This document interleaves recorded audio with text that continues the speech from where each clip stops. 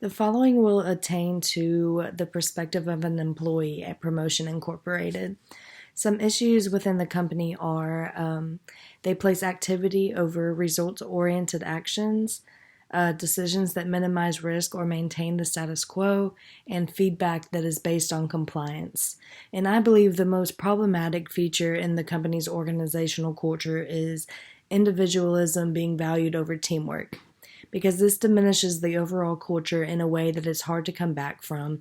If everyone is out for themselves and focus solely on their individual successes, the company will lack appropriate values and taught to develop further. The previously mentioned issues have caused the company's employees to make mistakes relating to redos on projects, poor quality, missed deadlines, and wasted material. The result of this was a high turnover rate and an excessive amount of profit loss. In order to avoid these circumstances, the company should have acted in the following steps. First, the company should have begun with developing trust between employees and management, because if there is an obvious lack of trust between the two, then no employee will want to do better in order to satisfy someone in which they don't even particularly like in the first place. After trust is developed, the company should have hired an experienced consultant who has advanced skills relating to the company's situation at hand, but I will assume that's a given. Then the company should have first implemented the organizational change with its managers and gave the managers specific details as to why the change is necessary and detailed steps on how that change will be conducted.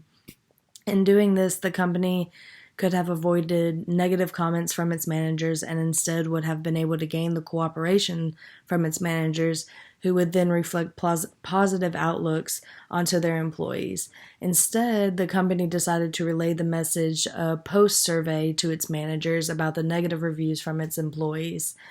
This most likely made the managers feel very overwhelmed and reluctant to change, which resulted in comments such as they did not want to listen to any more BS. The company should have also kept its VP and other lead operators while undergoing the organizational change, because this action has further diminished the trust that employees have for their managers, because they will assume that their job is not solidified and that they are highly dismissible. The company, lastly, should have placed specific acts in order to avoid complications for employees regarding wages, mandatory overtime, and standards pressure.